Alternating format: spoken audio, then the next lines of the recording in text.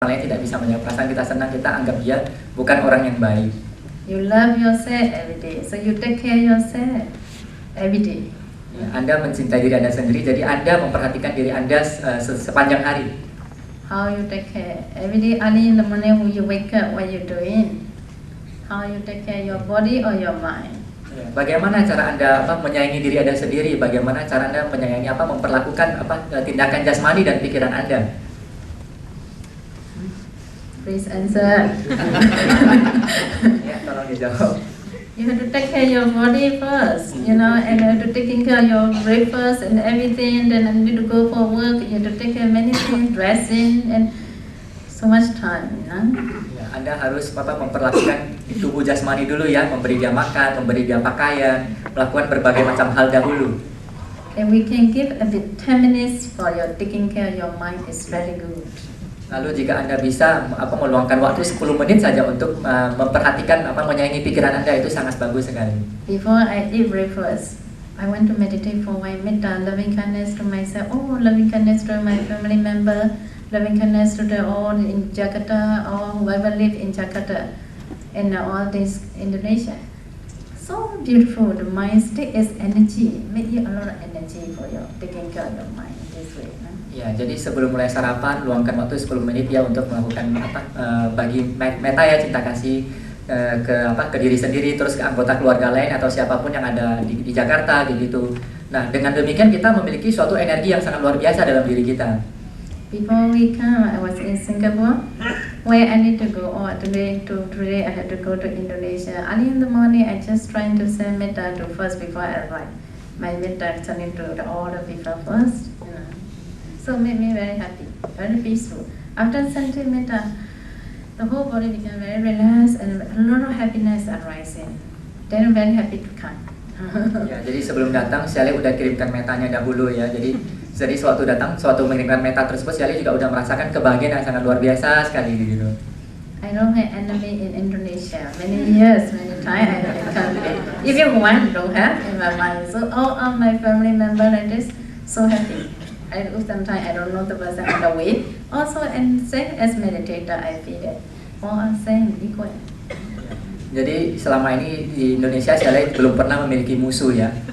Jadi semua adalah sama di mata Shelley itu, bahwa semua adalah mereka yang melakukan meditasi, adalah seorang peyogi gitu. Because I take care myself, my mind, so always make myself to be happy and peaceful. Karena Shelley selalu menjaga pikirannya, tetap tenang, tetap stabil, tetap bahagia. Please take care your mind too in this way, so you don't feel any negative feeling early in the morning when you wake up with peaceful and happy feeling. Whoever, any contact with your eyes, ear, nose, tongue, listening or contact, everything is perfect. You don't feel negative feeling and hatred feeling. Ya, jadi tetaplah jaga pikiran seperti tadi yang dijelaskan gitu ya, sehingga kalau dalam keseharian kita melakukan kontak melalui mata atau telinga gitu, tetapi kalau kita bisa menjaga pikiran kita, maka itu tidak akan timbul hal-hal yang tidak baik tersebut. Not only sentimental, I'm not boasting, I just want you to practice in this way, so you will get peaceful feeling from this practice, no? And also I contemplate that, I have been given 10 precepts, so today I will give the 10 precepts again. Happily I want to give the precept. Jadi bukannya memaksa gitu ya, tetapi maksudnya itu membantu kita agar mengusahakan memiliki pikiran yang baik. Misalkan hari ini kita mengambil 10 sila, terus kita merasakan kebahagiaan dengan melaksanakan 10 sila tersebut. Besoknya kita akan melanjutkan mengambil 10 sila lagi. In this way, every day taking on the precept also very happy. Taking the precept is so beautiful thing. Don't get hurt any other feeling. Don't want to do any bad things, bad intention to the people. In this way, now 22 years, I've been ordained 23, committed 23 years. Every day I didn't have breaking the precept from my practice. I'm very happy to take this. Jadi sepanjang itu hidupnya Shelley mulai dari menjalankan 10 sila di hari pertama, hari kedua menjalankan 10 sila, merasakan kebahagiaan karena tidak ingin mencelakai orang lain, tidak mencelakai diri sendiri, dan terus melakukan hal-hal yang baik, sehingga hingga hampir sekarang juga Shelley tidak pernah melanggar sila-sila yang dijalankannya. And I also try today where I should go, what kind of meditation I have to teach. What kind of Dhamma I need to share? Not from my idea. We trust Buddha, we believe Buddha. So we are slave of the Buddha also. So we because we love Buddha teaching. We practice after we get experience. We really have confidence, no? So that's the reason. If we explain for 100 people, 1 or 2 people understand, 1 or 2 people listen, practice, also benefit. We are very happy to do that. Terus untuk hari-hari berikutnya, terus Sally juga mulai memikirkan hari ini saya ingin membagi dharma apa ya, hari ini saya ingin mengajarkan objek meditasi apa ya. Jadi objek meditasi yang diajarkan itu bukan berdasarkan persepsi sendiri, tetapi karena guru kita adalah Sang Buddha, maka kita melaksanakan seperti yang diajarkan oleh Sang Buddha. And also we contemplate everything about karma also. Sometimes the karma is what kind of karma. We try to our best not to make it any bad karma in our lifetime. Also when we see other people have different condition. Some people have good condition, some people have suffering condition. All are related on karma also. So how much you can explain why this thing happened to you? You will explain that cause and effect of karma. This we call dependent origination also. We need to believe and we need to understand. We need to pray. Iya, jadi dalam keseharian kita mungkin bertemu dengan orang yang memiliki kondisi yang baik, kondisi yang menderita gitu. Itu semua tergantung kepada karma yang mereka lakukan, bahwa itu hanyalah karma yang melakukan penyebabnya. Jadi kalau kita melakukan meditasi hingga kita bisa sampai ke mengetahui asal mula yang saling bergantungan, paticcasamuppada, itu merupakan hal yang sangat baik sekali bagi kita. Many Buddhists they know karma, they know about good karma and bad karma, but they didn't really understand. Only knowing, understanding inside is different. Who understand what they will never do again like that. They will take care. Banyak orang mengetahui ya ini karma ini baik, karma ini buruk, tetapi mereka tidak benar-benar memahami. Tetapi kalau mereka yang telah memahaminya dengan pandangan terang melalui vipassana, mereka tidak akan pernah melakukan lagi hal-hal yang buruk tersebut. It is true. Benar.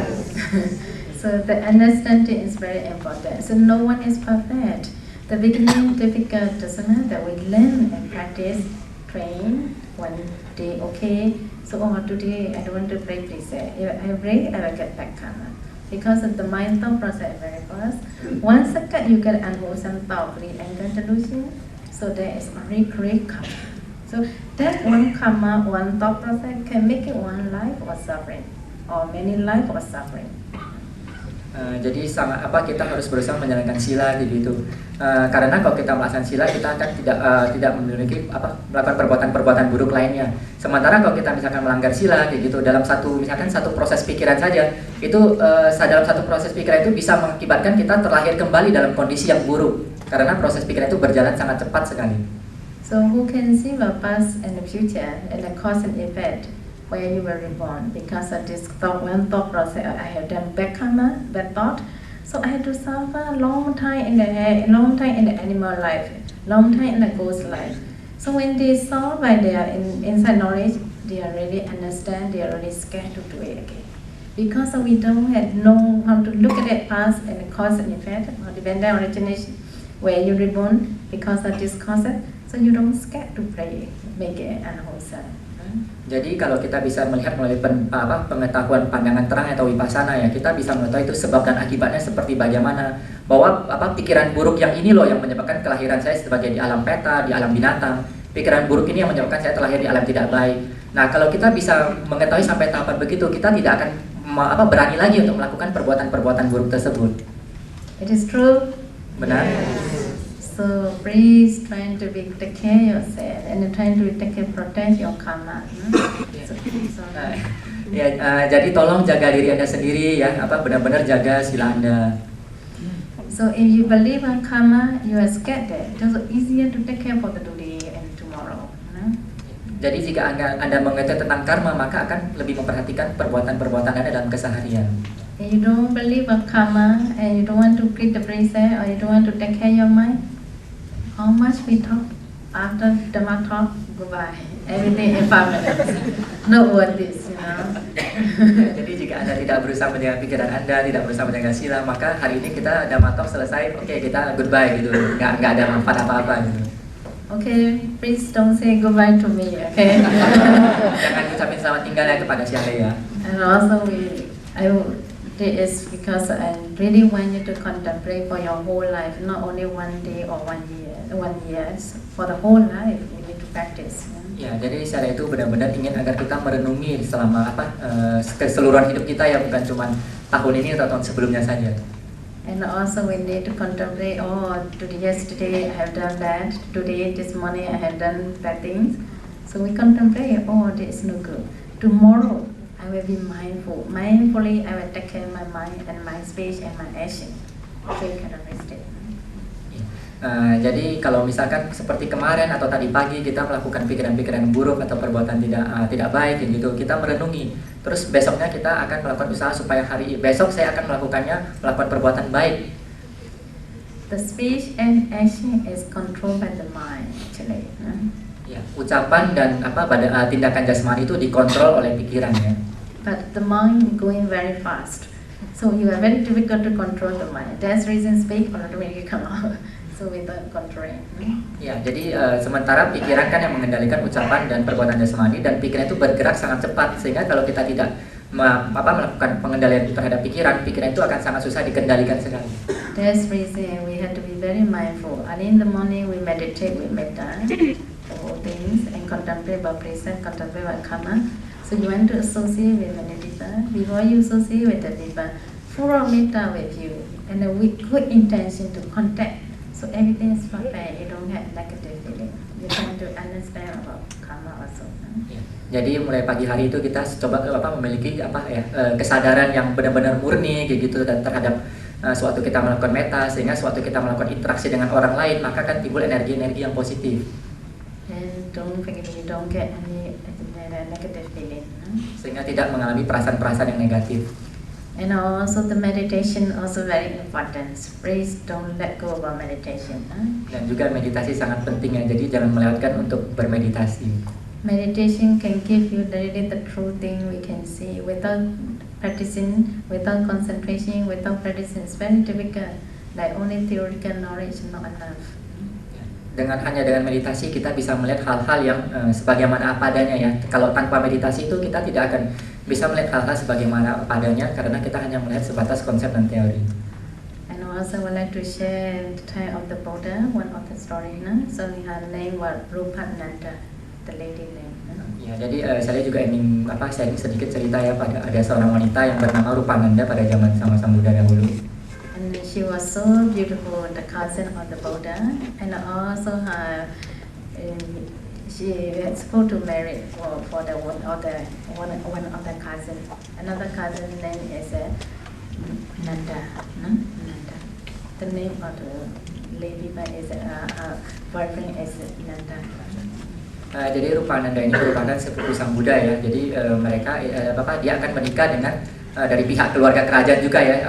Prianya itu bernama Nanda. The Nanda also the cousin of the Buddha also. Ya, Nanda juga merupakan sepupu dari Sang Buddha sendiri. They have done the wedding ceremony. The day they had invited to the Buddha, so Buddha came for the blessing. So the Buddha took the lunch dinner. After lunch dinner, giving the blessing to them. Ya, jadi pada hari pernikahannya itu mereka mengundang Sang Buddha untuk mendanakan makanan, terus Sang Buddha setelah itu pun memberikan dhamma kepada mereka. So after dana, then the boyfriend, his cousin, the Buddha will pass his bowl to the cousin to ask him to bring and follow him. Ya, jadi setelah selesai itu Sang Buddha memegang patahnya Sang Buddha untuk dititipkan kepada sepupunya itu untuk dipegang oleh dia. The Nanda was staying there, maybe outside of the house, but not the Buddha. Buddha didn't ask him to return, so he was scared to return the bowl to the Buddha. So at the same time, the girlfriend was told, "Oh, please come back quickly." So he heard about always like his girlfriend, the wife or girlfriend. Jadi Pangeran Nanda itu pun berdiri di depan pintu rumahnya gitu, dan setelah Sang Buddha itu berjalan keluar rumah gitu, Sang Buddha juga tidak meminta dia untuk mengembalikan patahnya. Terus Sang Buddha pun berjalan pergi. Sementara si Nanda ini karena tidak diminta Sang Buddha, dia juga tidak berani mengembalikan patahnya. Dan dia pun mengikuti Sang Buddha, dan mempelai wanita itu pun mengatakan kepada si Nandanya itu agar kamu cepat kembali gitu. And the Buddha asked him to follow and they Jetavana monastery in Savatthi. Dan akhirnya Pangeran Nanda tersebut pun mengikuti Sang Buddha sampai ke Jetawana, ya hutan Jetawana. So So when he arrived to the monastery, the Buddha asked somebody to ordain, asked him to shake for him and become bhikkhu. So, Setelah sampai di sana, Sang Buddha pun meminta dia untuk ditabiskan menjadi seorang biku ya. he dared not to reject because of the Buddha had power. He also respect. Oh, I don't want my girlfriend is waiting. He want to say it, but he dared not to say it. Then in the end, he had to shake, but without happiness for bhikkhu life. Ya. Jadi dia juga meskipun Sang Buddha meminta dia untuk menjadi seorang biku dan dia tidak merasa senang, tetapi dia juga tidak berani untuk menolak kayak gitu. Dia tidak berani mengatakan bahwa dia ditunggu kayak gitu. Jadi dia tetap menjalankannya meskipun perasaannya kurang senang. So after ordination, he was always remember about his girlfriend. He want to go back to the palace, but he scared to tell Buddha. He was not happy to meditate. Jadi sesudah menjalani kehidupan sebagai seorang biku, dia selalu memikirkan tentang pasangannya itu. Dia tidak bahagia dalam melakukan meditasi tersebut, menjalani kehidupan sebagai seorang biku. Since the Buddha knew about that, his problem. So the Buddha was asked him, "Oh, do you want to follow me to the heaven? I want to show you something." Oh, okay, but I don't have power. So Buddha said, "Okay, don't worry. I will bring you to the heaven." Suatu hari Sang Buddha pun bertanya kepada dia, apakah kamu mau ikut dengan saya pergi ke naik ke surga gitu. Terus Pangeran Nanda tersebut pun berkata bahwa saya tidak memiliki kemampuan, tidak apa-apa, kamu ikut saya saja, akan saya bawa kamu ke sana. Then Buddha used psychic power to bring him to the heaven on the way to the Himalaya, in the forest of Himalaya. So the Buddha appointed him. Please look at it. One of the very old monkey, female monkey, was sitting there, squatting there. So please look at her carefully. Ya, jadi sewaktu Sang Buddha membawanya dengan kekuatan abhinanya itu melewati pegunungan Himalaya, Sang Buddha menunjukkan seekor monyet yang sudah tua gitu kepada si Pangeran Nanda tersebut. Coba kamu lihat monyet tersebut. Then after they learned, then continuously they went to the heaven. As soon as arrived to the heaven, the Buddha showed, you look at it, so many beautiful deities were there. So he was looking at so much attachment arose to him, to the deities. Kemudian Sang Buddha dan Pangeran Nanda tersebut melanjutkan perjalanannya menuju ke surga. Dan di sana dia ditunjukkan itu banyak sekali dewi-dewi gitu yang sangat cantik sekali. Sehingga timbul kemelekatan gitu, nafsu keinginan di dalam diri dia. Then the Buddha asked him, how do you feel your girlfriend and this deity? If you compare, which one is more beautiful? Lalu Sang Buddha pun bertanya kepada dia, coba kamu bandingkan ya antara dewi-dewi tersebut dengan istri kamu yang tadi di rumah, mana yang lebih cantik? Then he answered, now I can confess that my girlfriend is same as just now what we had looking in the Himalaya. The monkey is same as my girlfriend. Dan dia pun menjawab bahwa istrinya itu sekarang mirip seperti monyet yang di pegunungan Himalaya tersebut. So, do you know what I want to say? So don't trust anybody. Jadi jangan percaya kepada siapapun juga. Okay, so the mind can change because of the condition. Jadi pikiran bisa berubah ya karena kondisi-kondisi. Then he was telling, oh, I want to marry the deity. Dia berjanji kepada kamu nanti kamu ke depannya akan menikahi dewi-dewi tersebut. And he was so happy. Okay, I will meditate. Dia pun merasa sangat bahagia dan dia bilang, baiklah saya akan meditasi. I went back to the monastery every day and I tried so hard because in his mind want to get the meditate try hard. Sehingga setiap harinya dia di dalam diikutinya itu di wihara itu selalu meditasi terus karena ingin mendapatkan dewi-dewi tersebut. Then the Buddha taught Venerable Ananda, who taking care of Buddha. Ananda, please go and announce in the monastery all around the monks. Venerable Ananda have been meditating, trying so hard because he want to get married with deities. So please go and announce in the monastery.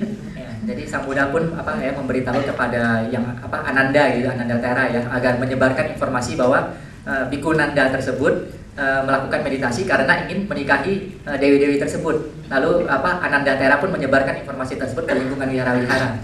So many bhikkhu heard about it, and the next day they went and asked Bhikkhu Nanda, oh, you have been trying so hard because you want to get deities. Because many people have thought about it. He was start to realize himself get shame shameful feeling.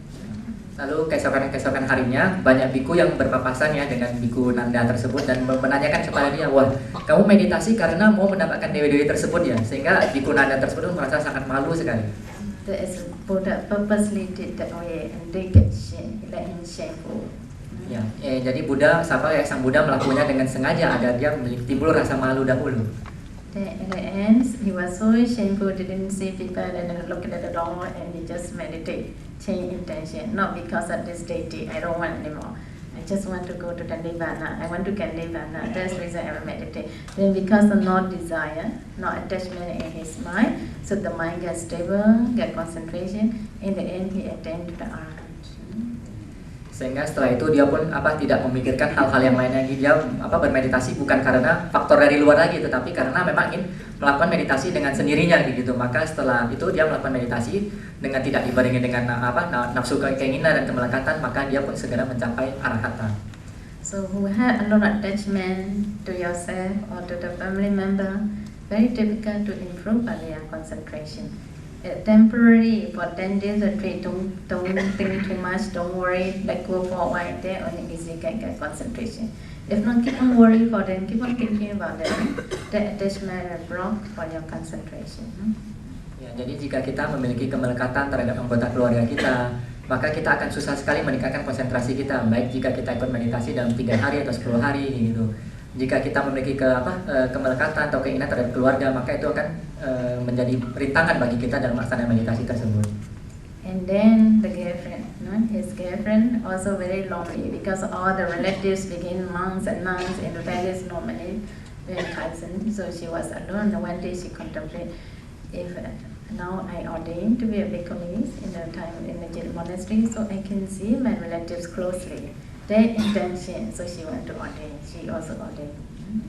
Terus ya itu pasangan dari Nandatera itu pun setelah dia banyak ditinggali kerabat-kerabatnya gitu yang telah menjadi biku dan bikuni, maka dia pun ingin menjalankan hidup sebagai seorang bikuni karena dia merasa sangat kesepian sekali. Maka dia pun meminta untuk ditabiskan menjadi seorang bikuni, sehingga kalau dia tinggal di lingkungan wihara dia bisa bertemu dengan kerabat-kerabat dia.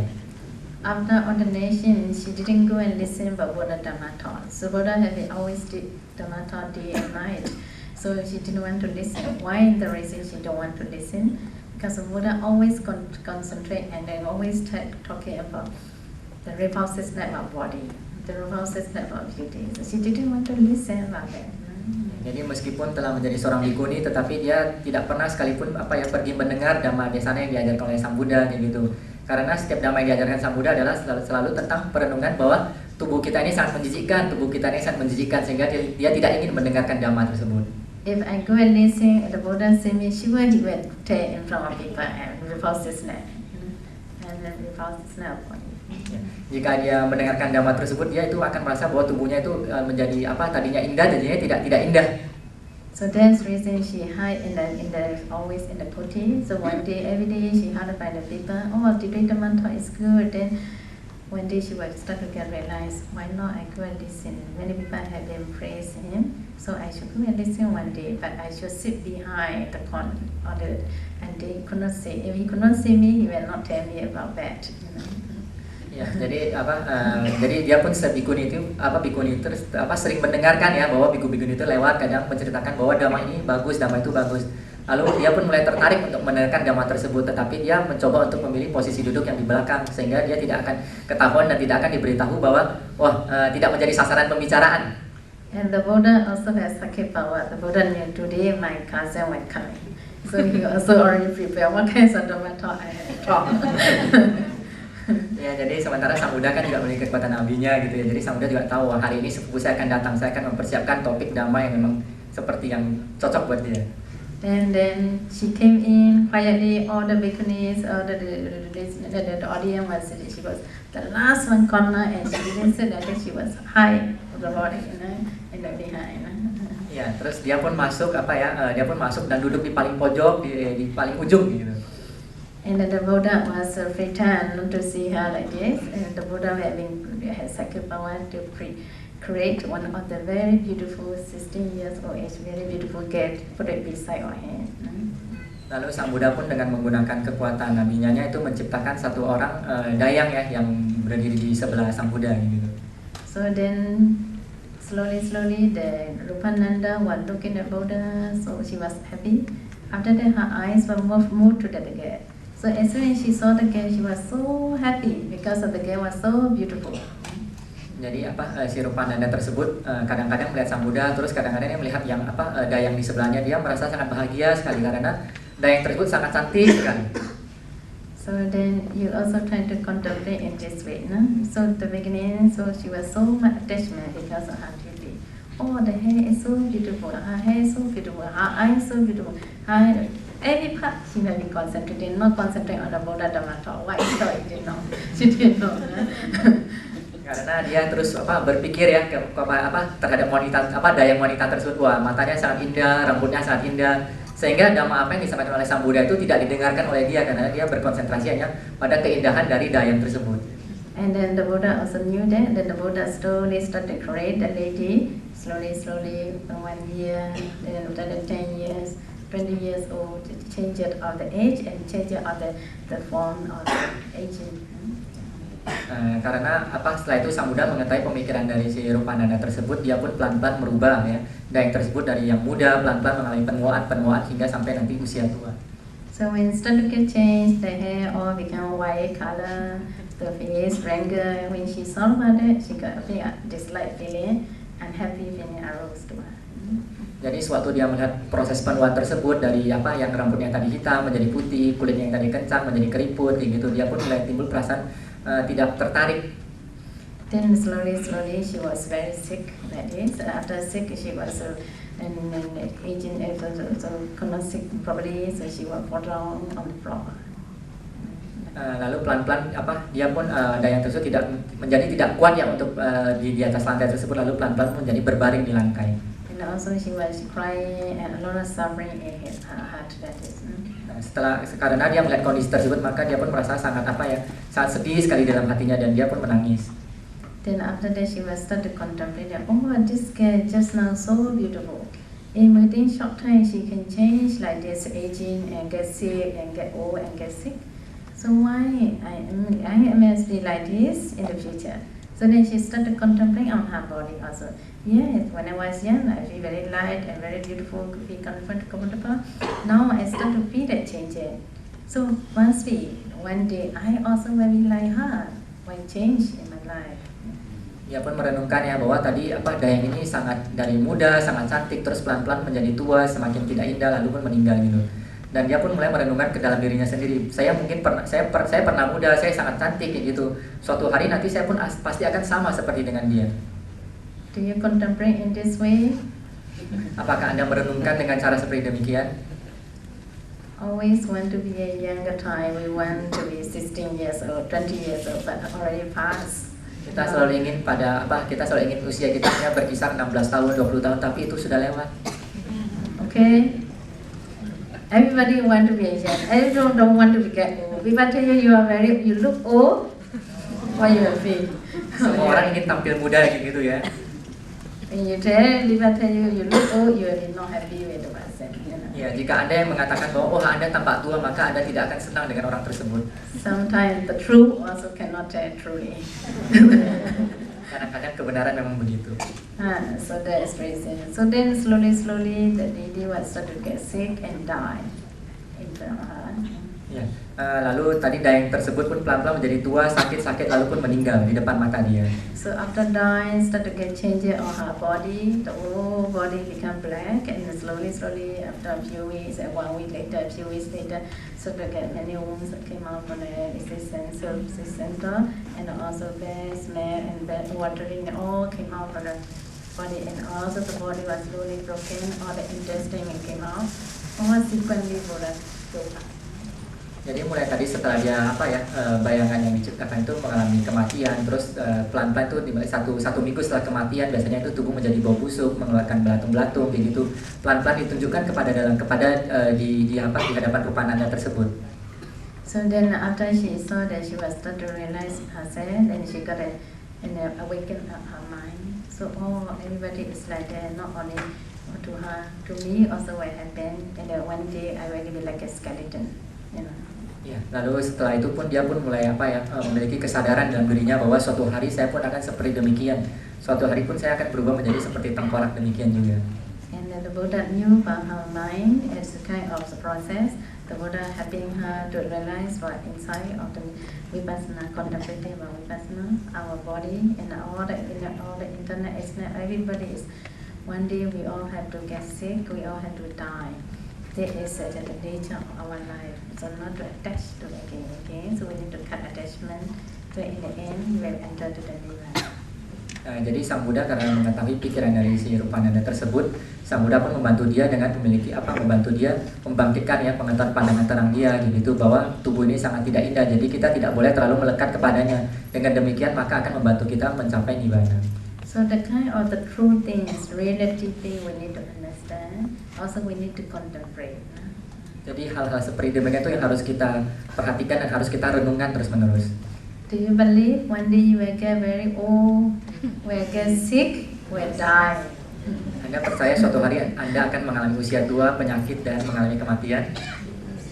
Believe? Yes. So every night, morning contemplate metta, keep the preset, doing that, taking care of our mind. In the evening before you sleep, one day go very fast. One day.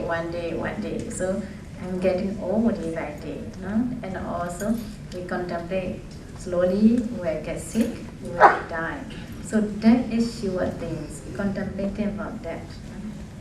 Jadi pada pagi hari ya kita sharing metta, terus melaksanakan sila, lalu pada malam hari kita tidur, kita merenungkan. Jadi hari demi hari itu kita mengalami penuaan kayak gitu. Jadi kita mengalami tua itu adalah hal yang pasti. People are scared, they don't want to contemplate about that, So always scared. We talk about one day we have to die. Just contemplate. They doesn't want. Biasanya orang-orang tidak berani merenungkan tentang kematian karena mereka takut menghadapi kematian tersebut. Sometimes for a meditator, they have so much attachment on her husband, their husband, or their wife. Ya, kadang-kadang ada beberapa pemeditator gitu memiliki kemelekatan yang sangat besar kepada suaminya atau kepada istrinya. Different conditions. So every year I have been teach meditation 1,500, 2,000. Every year I have to do interview in different countries. Jadi semenjak dari tahun 2005, 2006, jadi saya banyak melakukan interview di beberapa negara. Now 17 years already in overseas. Every year end I have the record. So this year from meditators, from many people, from many countries, what kinds of a lot of problems. What kinds of problem in this year a lot. Jadi dari tahun ke tahun saya memimpin retret tersebut, saya selalu mencatat bahwa tahun ini kebanyakan masalah-masalah yang muncul lebih dominan itu apa biasanya. Okay, so the year and sometimes the relation problem is also a lot. Family problem, relation problems. Jadi kadang-kadang hubungan keluarga itu juga memiliki menjadi suatu kendala juga dalam meditasi. So teaching of meditation we cannot tell all the time. You just follow what my instruction is. Just follow. We cannot. They have their inside is problem. We need to settle what their problems first. Then only they will be better. They can meditate. They can concentrate. Jadi kalau dalam meditasi tersebut bukan berarti kita hanya melakukan perintah kamu meditasi seperti ini, seperti itu, gitu. Tidak bisa, tetapi kita harus berusaha mengetahui permasalahan orang yang kita bimbing tersebut. Dengan kita menyelesaikan masalah yang dihadapi, maka kita akan lebih bisa mengkondisikan dia untuk berlatih meditasi dengan lebih baik. So what we need to do? We have to listen about their problems or their suffering. All have to listen. Jadi apa yang harus kita lakukan? Kita harus mendengarkan keluh kesah mereka, kita harus mendengarkan penderitaan mereka. And also we need to settle. We need to try our best to explain how to solve the problems. Ya, terus kita juga harus berusaha untuk membantu mereka mencarikan solusi dari permasalahan mereka. In the end, we know how to explain about love. Ya, jadi pada ujungnya kita juga sharingnya bagaimana cinta kasih tersebut. Meditation in later first. The problem in the first part. Meditation in latest part, Ya, jadi meditasi itu pada bagian akhir ya. Jadi cinta kasih itu pada bagian pertama. So then we told her in the end, okay, just think that your husband is like an asuba, dead body. Jadi pada awalnya itu tidak bisa langsung dikasih tahu bahwa suami kamu itu seperti asuba ya, tidak menjijikan, sangat tidak indah sekali. Don't attach too much. Jangan melekat terlalu banyak kepada dia. So what they answer? Oh no, I don't want to think about his body is dead, die. You know. Lalu apa jawab mereka? Oh, saya tidak ingin merenungkan apa badan dia seperti demikian. You see, so how attached they are. So also then they have to suffer so much, you know. Lihatlah betapa besar kemelekatan mereka dan berapa besar penderitaan yang mereka alami. Okay, so then we told, think about 32 part of body, 20 organs, each one separate. You concentrate in his head, take out all the hair, group all the hair in front of you. All the leg, cut, and put in front of you. Lalu kita misalkan merenungkan ya kepada 32 bagian tubuh, bagian mana yang kita sukai. Misalkan bagian kepala, oke, kita cabut bagian kepala. Atau bagian kuku, oke, kita cabut terus kita letakkan di depan kita. Do you still love? Apakah kamu masih mencintainya? Organs, all the feces, urine, each all 32 part. Ya, lalu organ-organ tubuh lainnya itu feses ya, feses, urin, apa kita letakkan di depan kita gitu. Do you still love? Masih mencintainya? Love. You will be love. If it's skeleton also you will love. Meskipun tengkorak, Anda mencintainya? Yeah. It is true. Skeleton. So there is concept, no? So we trying to understand the real things, reality, what will happen. One day we all have to die. Either he die or I die first. We die first. One day we will die. It's definitely. When we die, we have to let go. Jadi itu semua adalah konsep ya gitu ya. Suatu hari nanti pasti semua akan mengalami kematian. Baik bisa dia dulu atau bisa kita dulu kayak gitu. Jadi pada saat kematian terjadi kepada kita, mau nggak mau kita harus membiarkannya pergi. After you die, do you think he will love you? Sesudah Anda meninggal, apakah Anda berpikiran bahwa pasangan Anda akan mencintai Anda? The second day, just now we already explained what happened slowly. Now one of the story, very beautiful prostitute in the Yajagaha country. Terus ada satu kisah lagi, ada satu orang pelacur yang ditinggal di Rajagaha ya. So the time one of the bhikkhu also go for Pinyavat to her house. So look at her, the time she was so sick. Now today and it will not prepare. Originally she was so beautiful. Really sick.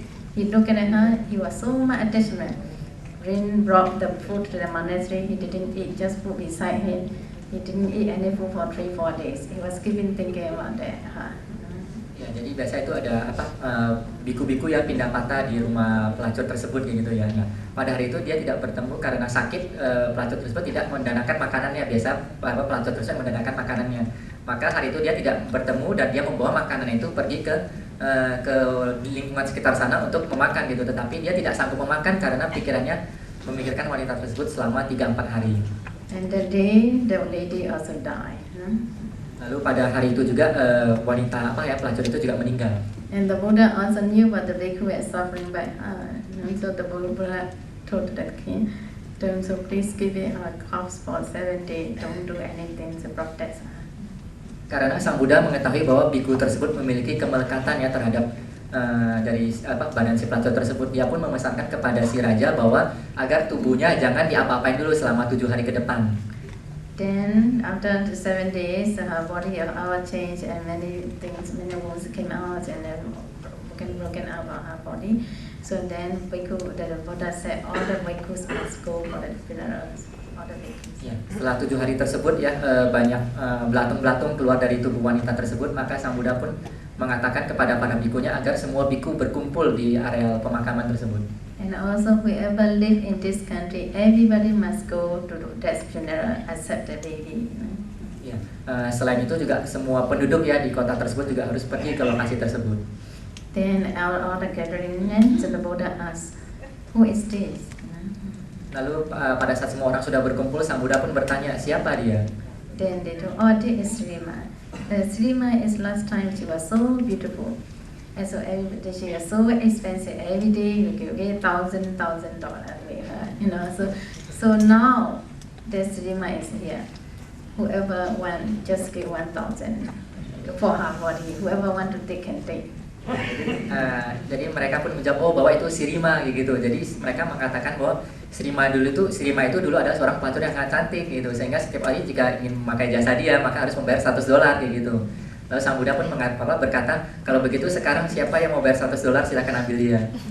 Then in the end, nobody won. So 500 slowly free. Also Jadi mulai dari harganya $100, akhirnya sampai lama-lama jadi gratis gitu, tetap saja tidak ada orang yang menginginkannya lagi. And then the Buddha started to explain that he said the nature of life, our body, so when we die, nothing can use or change. Jadi sang Buddha pun menjelaskan bahwa kehidupan itu anicca, itu tidak kekal. Setelah kita meninggal, bahwa tubuh ini tidak bisa digunakan lagi oleh kita, semuanya berubah. So because of this body, so whoever had this body since you were young in the mother womb, there is suffering. We call that disease, kind of disease. Jadi kita jika memiliki tubuh jasmani ini adalah seperti suatu wabah ya, suatu penyakit ini. Sick every day. Sakit setiap harinya. So kind of flu or any kind of disease, fever, you take Panadol or any kind of cold medicine, recover easily. Ya, jadi kalau misalkan flu, batuk gitu ya kita minum Panadol gitu ya. When the hunger of disease, every day you need to feed this body day and night, every day. Setiap hari kita harus berusaha menyembuhkan penyakit-penyakit di tubuh kita siang dan malam. It is true. Benar. So never stop, and also not on the normal. Sometimes with desire. Oh, this food is no good. I want good food. That's kind of desire also. Ya, jadi kadang-kadang misalnya kita ada keinginan juga gitu, wah makanan ini tidak enak, makanan ini lebih enak kayak gitu. So everything when addicted with attachment. So the attachment on this body also we need to cut. Also we need to contemplate. Oh, one day when I die, so the body will not follow me. I have to throw away. Not useful. Ya, jadi kesadaran kita memiliki memiliki pemikiran-pemikiran yang berhubungan dengan kemelekatan terhadap tubuh kita. Jadi kita harus merenungi juga bahwa suatu hari tubuh ini kita akan tinggalkan, bahwa tubuh ini tidak akan berguna lagi bagi kita juga. What will follow you? Only your karma. Whatever you had done in this lifetime, in this year, in this lifetime, all the good karma or bad karma will show you where you need to go the last moment before you die. Jadi apa yang akan mengikuti Anda pergi tidak lain hanyalah karma, bahwa karma yang Anda lakukan kehidupan tahun ini, tahun sebelumnya, dan itulah yang akan membawa Anda pergi dan menentukan Anda pada kesadaran terakhir ya sebelum meninggal.